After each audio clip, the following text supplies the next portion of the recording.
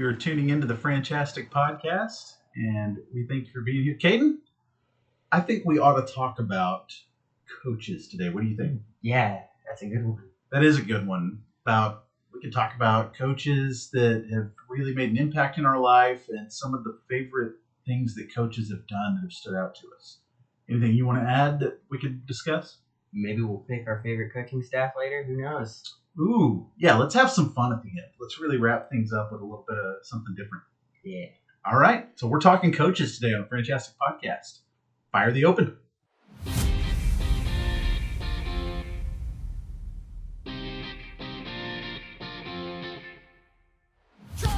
Hey, everybody. Welcome back. Glad to have you here. I'm Stephen Francis. I'm Caden Francis. And we're the Franchastic Podcast. We're here today to bring you another episode. Episode 5. Can you believe this is already our 5th one, bud? No, it's crazy. It is. Flying.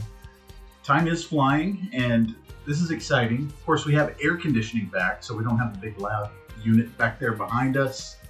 I'm actually in long sleeves today, because the room feels nice. We don't have an overheating computer. We don't have the fan noises. This is good. So, yeah, Caden, anything on your mind right now? I mean, Spurs kind of blew it. The Spurs did blow it. And you know what's crazy? I don't know if you've thought of this. They had the lead in all 4 of the games that they lost. And of course, one of them they had a 29-point lead. Largest lead in NBA history. And then in game 4, they had a very big lead. Yeah. And they blew that one. It wasn't a 29-point lead, but it was still a pretty significant lead. And then last night in game 5. Yep. They had what? I know the Knicks were always down until like a minute and 2 left. Yeah, something like that. But yeah, this could have easily been a 4-1 Spurs win, or they could have been forcing a game 7, or I guess in this case a game 6 because they only won one game. But yeah, things again that it just goes to show you, even in a series where one team wins 4 games to 1, that doesn't necessarily mean the team that won 4 games is that much better than the team that only won 1. Sometimes each of those little games there was just a little bit of difference that could have gone either way. What do you think about that? Yeah, I mean, the Spurs got shot happy at the end of some of the games. Like, they had a big lead, and they were just chunking up threes when they didn't need to. Yeah, they were. And, of course, then you get into that desperate situation where you start just panicking and doing crazy things. Well, as we discussed in the open, today our theme is looking back at past coaches. And so that's what we're going to talk about a little bit today. So, Caden, I thought I would start things off by, you're only 14 years old, but can you recall the first coach that you ever had?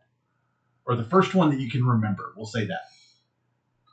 I mean, it was the T-ball coach. I barely remember him, but I know him. Yeah, when you played blast ball, I think is what they called it. Oh, blast ball, yeah. Yeah, I mean, it was T-ball. Just there were a few little minor differences here and there, but I mean, it was T-ball. Now, how much do you remember about playing blast ball or T-ball? Swing the bat and run aimlessly. Okay, swing the bat and run aimlessly. One particular thing I remember, and I love that you mentioned blast ball or T-ball, because do you remember playing defense? And in T-ball, you don't remember that? No. All right, this is fun. It's Caden's story time. Oh no. Okay, so those that don't know, Caden's naturally left-handed. What that means in the world of baseball, of course, if you're a baseball fan or if you're a baseball player, lefties tend to go to one spot in particular in the field. First base. First base. That's right.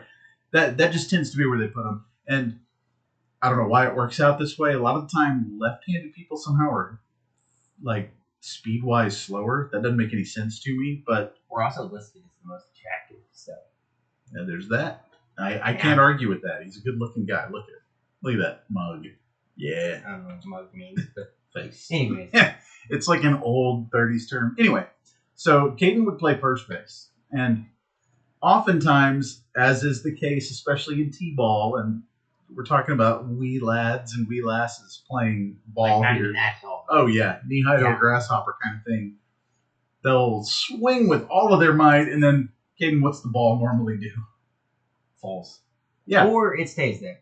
it stays there, it falls, or it just kind of yeah. Kind of thinker. And you were the first baseman, and so Caden would always just run right in to grab the ball, which I understand the instinct. I get it. You see the ball, you get the ball. It works great in football now, as I pat him on the shoulder. That is a fantastic instinct football-wise. But when you're playing first base and you run and grab the ball and the runner has just run past you, what's going to happen next? I should throw the ball back to myself. To yourself, right? Yeah, there's nobody covering first because you run up to get the ball. Well, and so what normally happened was Caden would converge from first base, and the pitcher, because it was on a tee, and like the second baseman would all come swarming in, and the coach, of course, is yelling, "Caden, go back to first! Go back to first!" And then, so it seemed like, and Caden, in his defense, was not the only one. It was, and it's like when you watch toddler soccer, it's just this herd of kids running to the ball. And so this herd goes all over the soccer field. Well, it's the same thing in T-ball. You see this herd of kids just running around the baseball diamond, chasing the ball, then chasing the base runner all the way around. So, yeah, it ended up being a fight for the ball, and kids that didn't get the ball would get mad at each other. It was wild. And like I said, Caden wasn't the only one, so I can't just pick on him. But thinking more recently to coaches, who's the first coach that you really remember and actually remember having some impact in your life? First coach I really remember would either have to be my strength and conditioning coach or Coach Manziel himself, because those were like the first two I met. Okay, all right. So were these coaches scary or fun? Okay, one of them was scary. The other was scarier. Oh, so, okay. Yeah. Yeah. The strength and conditioning coach. I do remember some of his workouts. The guy, okay, to be fair, the guy taught strength and conditioning at the collegiate, right. And I'm talking highly competitive collegiate level, not just, we say college, but it's actually like some junior college that plays 8 games a season or something and doesn't even have a playoff. No, this was legit. Like you would recognize the name of some of the programs he listed that he'd worked with, and he did not mess around with his strength and conditioning. And we're talking middle schoolers here. Yeah, but I'm just saying at the lowest level. Yeah, we had some middle schoolers that have probably never even run 100 yards in their life, and he's like, "Boy, you need to get on that." Yeah. So his words, I could use a sundial to time how slow you were. Oh, to a middle school. Yeah. Do you feel like with some of these coaches that you remember the most, or even some of the more significant coaches, do you feel they were strictly just teaching sports or teaching you life? I feel like most of them were teaching me life. Okay. How so? One strength and conditioning guy being the exception.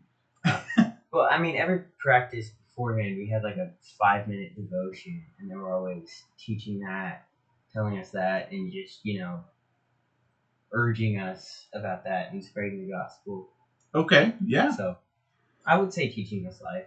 Okay, and I would even say with that strength and conditioning coach, I know he gave you guys a lot of spiritual advice and spiritual lessons to take onto the field with you, and I always admired that about him. He didn't just run you ragged. He also would preach at you, which sometimes when you're wiped, like he'd run you ragged and then preach at you. I know. I'm a really bad, horrible sinner. I know, but can I please have some water and sit down for a minute? Yeah. So let's transition though into good coaches and bad coaches, and we're not I'm not saying he's a bad coach. No, of course not. We're not going to badmouth any coaches here. That's not the purpose. The purpose here, we're going to highlight the qualities of a good coach. So, what makes someone a great coach to you, Caden? I feel like they have to relate a little bit, like being a former player or something in some way. Just because I feel like some guy who's been on his couch his whole life can't really criticize the players that he's been watching his whole life. Sure. So I feel like you always have to be a player on some level. Okay. Like even if you're a backup kicker or something, you still know what it feels like. Okay. So let's let's piggyback on that. What makes someone hard to play for as a coach? I feel like it's the type that's like they don't try to cultivate a relationship. It's strictly business. It's sports. You know, down to the wire. They don't have a relationship with you. They don't care. All Okay. that. Yeah, I see where you're going there. So yeah, you want that personal connection with them, don't you? Right. On some level, even if it's like a little bit lower, you know they care. Yeah, absolutely. And what kind of personal connections are you looking for? Just, like the talking a little bit what they can get better at, like going out to dinner with teams and the coach in that instance, just knowing your coach a little bit more off the field. Okay, yeah, I think that's good. I like that a lot. And let's think about something a coach has said to you before that you'll never forget. Do you have any of those lessons that have just permanently stuck themselves there in your minds? One from his name was we called him Coach Flip Flops. I don't remember his full name, but he pretty much told me it was like, look, you're really good at the sport. You just have to give it time. I know which coach you're talking about, and he in particular, he just always seemed to connect with you really well on your previous team, and yeah, that I think that went a long way. Especially, he almost seemed to have this relationship with you that, kid, I used to be you. Mm-hmm. I get you. I like you. Let's make you stronger and bigger and tougher. Can you think of an example of, and I probably already know the answer here now, but a coach that believed in you before you believed in yourself? Well, I mean, I feel like it was obviously that coach for starters. Yeah. Coach, what was his Renard. Renard, thank you. Yep. Yeah, I think it was Jim Renard. That one, he was one of the ones that was like, hey, you just got to change that and you're perfect, He knew that I was really good, or not really good, but believed in me. I would say my dad a little bit too. Dude. Well, I mean, you know me my whole life, so you knew me. You understood what I could do and what I couldn't. So I would put you on there for sure. Well, I do appreciate that. I promise I have not fished for that answer at all whatsoever. And being that I was a first year football coach last year, that means a lot to me, especially coming from this guy. And yeah, we did year-end awards last year, and I recused myself from nominating him for anything, not because I didn't think he deserved something, but just because I didn't want it to seem like daddy's handing this kid this award. Right. And yeah, I tried to be as even-handed as I could, and I think I was pretty balanced as far as how tough I was on you, but at the same time, not so tough that everybody was like, dude, this guy won't leave his kid alone. Yeah. Let's transition into now, because hey, we spoke about transitions in the last episode, but yeah. Let's look now at your current coach. Of course, you're with Coach Chris now on your Rattlers team. What is unique about Coach Chris? Talk about him a little bit. I mean, he always tries to cultivate those player-coach relationships. Like, you'll always see him talking to his players, telling them what they can get better at. Meeting them for lunch or dinner every time. Because, that was one of the things he has done to new recruits and everything, which not just to, like, talk about it, but he's done that. I feel like he's tough, but he's not like burn your butts off tough. He's more that, like, tough because he knows you can do it. Yeah, absolutely. So let's talk then less about coach and just about the Rattlers staff overall. Why does this staff feel a little different to you from any other coaching staffs that you've worked with? They're like, because some of our coaches last year were a little bit too nice, and that was an issue because eventually we started goofing off and being idiots and whatever. I'm not going to name names, but okay. That wasn't helpful. So I feel like these coaches are a little bit better with that, like no nonsense, kind of not like tough, like really tough, but as you can do it, or they know you can do it, and then a little bit like they're all really nice people, and I've known that because I've met all of them, and they care about you, and they want you They don't care about the team. Well, I mean, they do care about the team, Right. On a certain level, but they don't care about like success as much as they do getting us playing time and knowing us and strengthening us. Yeah, I get that. So, what makes players want to follow a coach? Um, maybe they had an up and down career or something that you wanted to root for them, or they switched a bad team into a good one and they changed the culture in just like a few tries and just reunited a team because they know or he knows what they've been through. Okay, yeah, that's good. Because I think of there's that old expression, I would run through a brick wall for that guy. Mm-hmm. And they usually just have something about them that makes you feel that way. You know what I'm saying? Yeah, like a leadership gene or something. Yes. Something just kind of woven into their DNA that, yeah, they start talking and you're like, I'm a dad on the sideline. I'm like, Coach, give me a helmet. I'm going to go out there too. Calm down, son. You're not eligible anymore. They'll break you in half. Let's be real here. That's exactly what would happen. All right. So, moving from that, let's go off the field and let's talk about outside of the world of sports. Can teachers be coaches?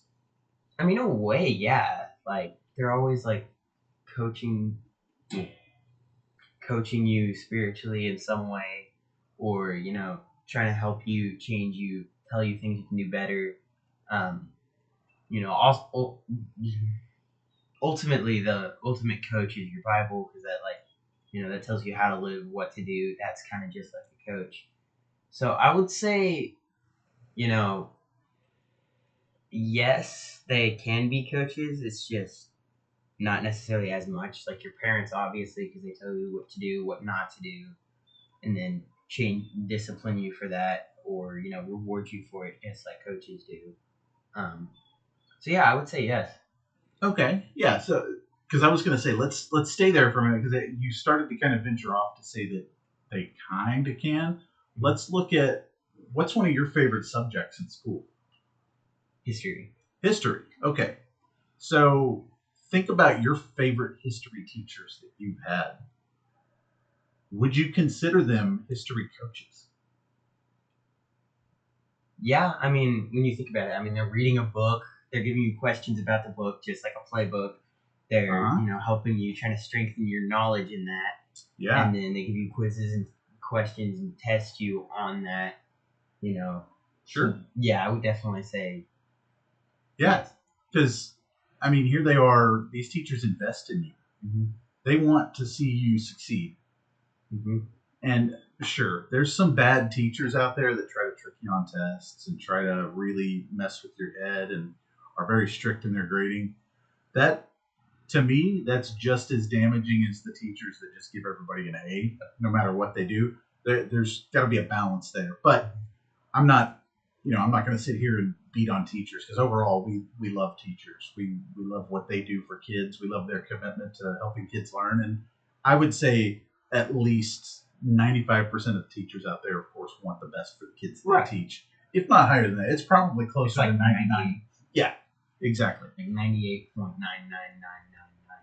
Yes. So following along those lines, can a pastor or a church leader be a coach? Yeah, I mean, definitely, because they read the Bible. That's kind of like quizzing you on a certain playbook they have.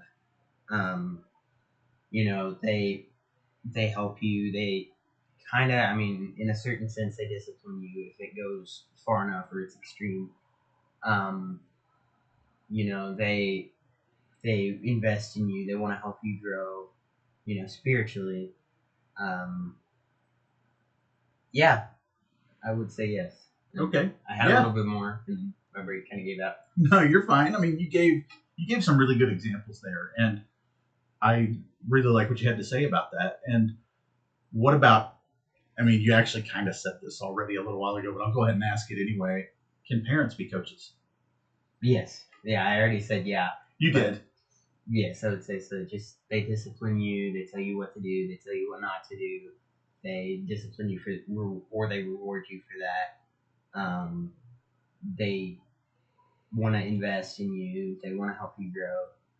Yeah, Yeah. absolutely. And having coached and having been a parent, it's very crazy how parallel the roles are with each other. And I'm going to be honest. Here we go. We're going to sneak into the microphone and What are you gonna do? yeah, we're going to do this again. Coaching kids in football is easier than being a parent. Shocking. Because look, we know the goals here. Get across the 10 yards and get the first down. 15, get another first down. Well, yeah, in 6-man it's 15. Correct. But I'm just saying, get the first down and go chunks down the field. Make your way down the field, almost kind of inchworm. Keep getting first downs, keep the ball, then get into the end zone and score. There you go. Is that ever not the plan when you're playing offense? I mean, unless you're chewing clock, yeah, but most of the time, no.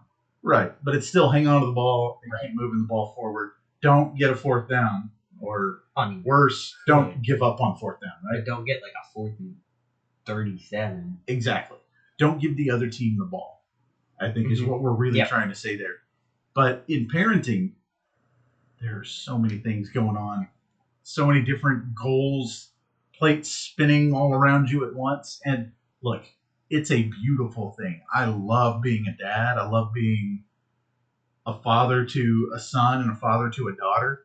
And I love being a husband. But there are so many variables and so many different outcomes that, and with these 5,000 different possibilities of one scenario, 2,500 of them are good, 2,500 of them are bad in a lot of those situations. And the possibilities are endless. But then you take on this mentality of, I've got to do the right thing here or I'm going to permanently mess this kid up. And then that's when Heather grabs me by the shoulder and goes, Steven, you're just deciding what the kid's having for dinner. That's it. And I'm like, but the whole space-time continuum. No, I'm gonna hold the fact that you didn't get chicken nuggets against you for your entire life. Yes. How dare I not do the chicken nuggets? I thought you wanted a Chipotle bowl. 9 times out of 10, I'm taking the Chipotle bowl. Next question. Yeah. All right, but so we did have a little fun there. Let's now really get deeper and have some fun. Let's build your dream coaching staff. What do you think of that? Yeah, let's do it. And I mean, since we're on here, might as well do you too. I want to hear your thoughts. I could go for some you too. Some Pride in the Name of Love. Some Where the Streets Have No Name. That's not what you were saying, was it? Nope. No. Yeah, I would love to participate in this myself. So let's kind of lay some ground rules here. The way we're going to do this, you build your ultimate coaching staff. Any sport, in fact, if you want to just tell you what, let's keep it real generic.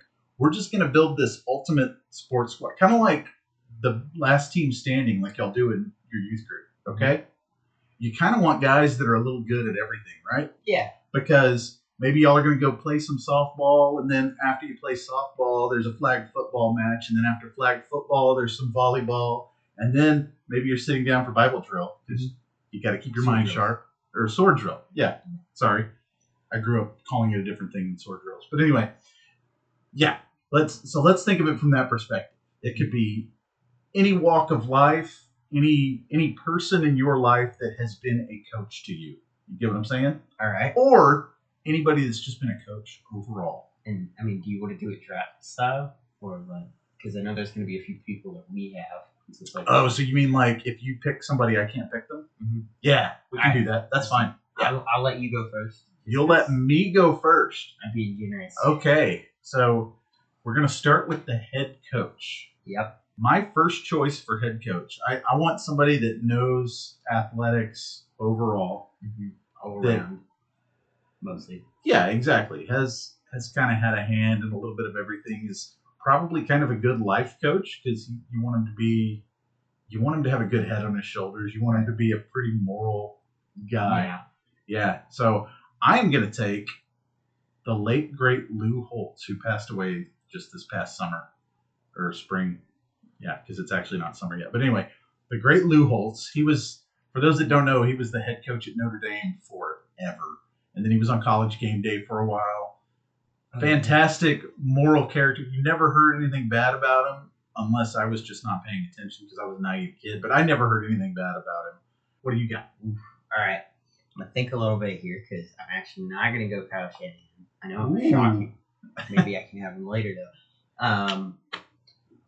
And actually, you know what? I'm going to switch. I'm going to go Tom Landry. Tom Landry, that's a solid choice. And especially for a kid that kind of grew up a Cowboys fan, but he wasn't a Tom Landry fan just because he didn't see or watch him coach. He was excellent. I never got to see him in his successful years because they were kind of terrible when I was a younger kid, and then it wasn't until they were terrible when I was a young kid. Yeah, they were, and that's all I'm going to say.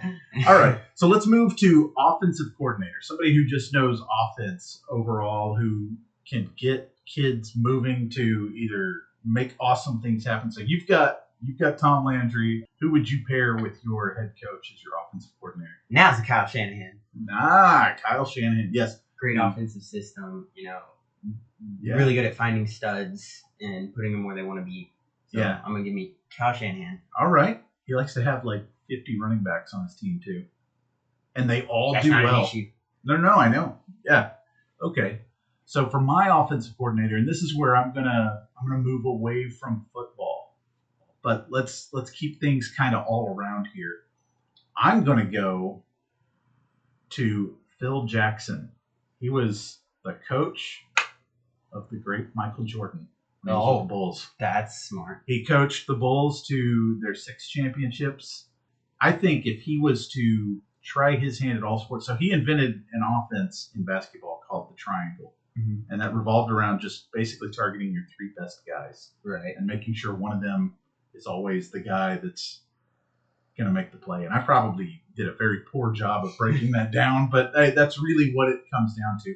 I think he could apply that to football and other sports and stuff. So I'm going with Phil Jackson. So for my defensive coordinator, this is somebody you know. Mm-hmm. So he was fantastic at defense when he was an athlete. And we are talking world-class athlete. And I've heard him break things down and talk a little bit. Right. I'm going Alexi Lawless. He looked like Sideshow Bob when he played not MLS soccer. He played worldwide World Cup. Oh yeah, that guy. CONCACAF. We can win, or I believe that we can win. That guy. Yes, yeah, Alexi Lawless with his flowing red hair, and yeah, he was a great defensive player. He seems like he's a very motivational person. So I want him thinking defense for me in all sports or all activities. You did not take who I wanted. Give me Dirk Nowitzki. Ooh, okay. That's interesting. So you're taking the blonde bomber who was known for his offense. Well, yeah, but I mean, at the same time, like, he was a great defensive guy, too. Well, so yeah, early in his career, yeah, he was all offense. But he got really good at defense late in his career. And what happened after he got good at defense? Okay, think the year you were born. Oh, they won a championship. Yeah, they won the title after he got really good at defense. And so, yeah, I like that pick. That's solid. That's outside the box like I'm trying to be. So that's good. So now we're going to go strength coach, and you get first pick this time. Okay, strength coach. Here, Mike Tyson. Mike Tyson. Not even close. Professional wrestler. Yes. Absolutely jacked. Boxer. There you go. Wrestler. Yes. Yeah. Really strong. All right.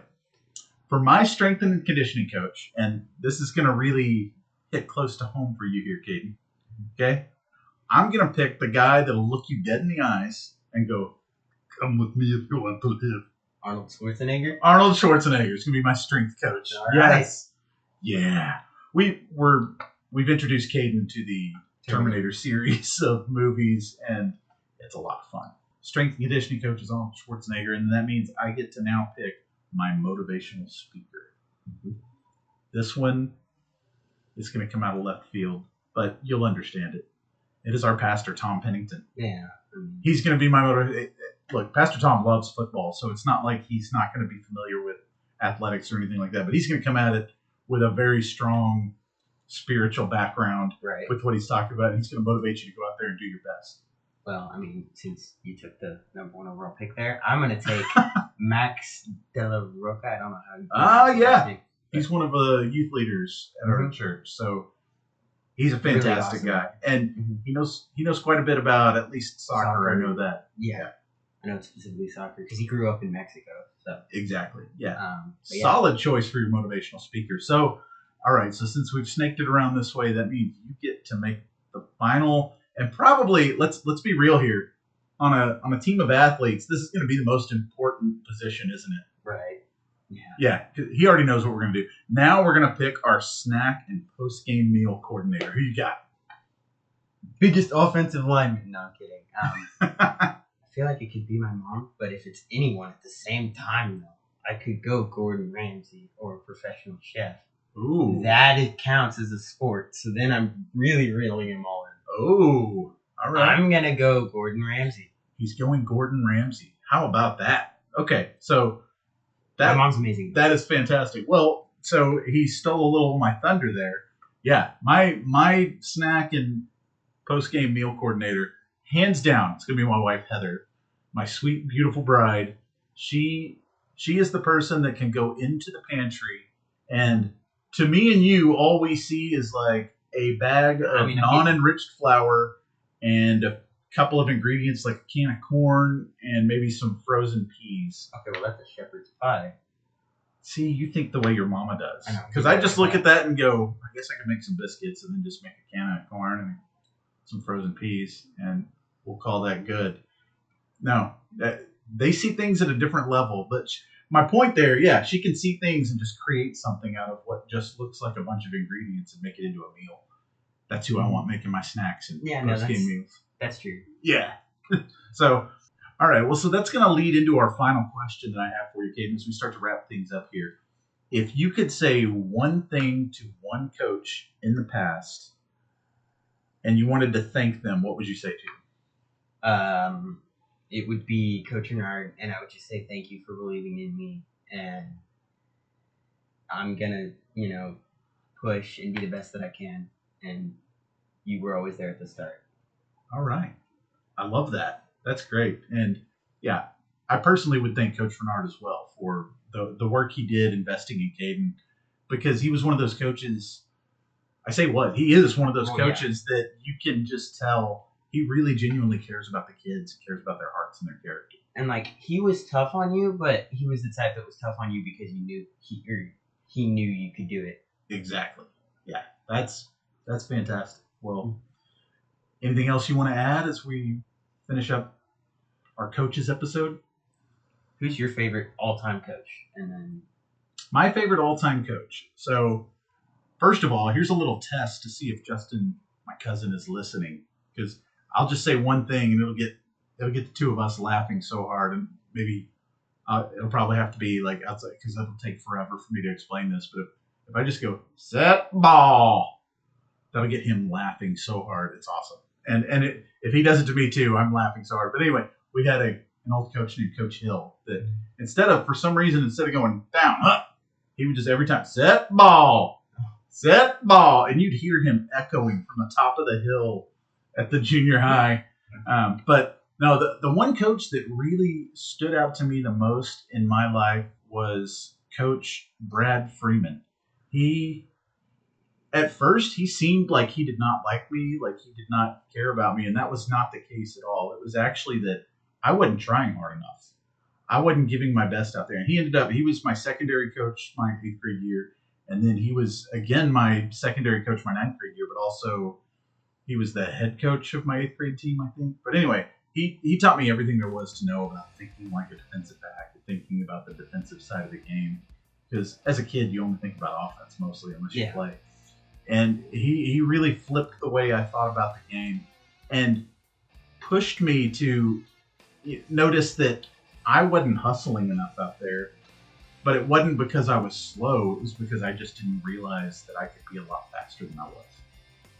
That's good. And so, Coach Freeman, I thank you for that. You did a fantastic job of showing me what great coaching looks like. Well, we're going to wrap it up. So I want to finally give some shout outs and thank yous again to Coach Freeman.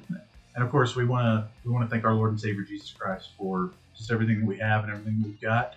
Thank you for listening, for our viewers and listeners. We thank you for tuning in and checking us out. And of course, we thank Purple Planet Music for giving us the tunes that we use. Caden, you want to send us out? Hasta la vista, baby. No, I won't. See you later. All right. Have a good one. We'll see you next time. Our next episode is going to be Father's Day.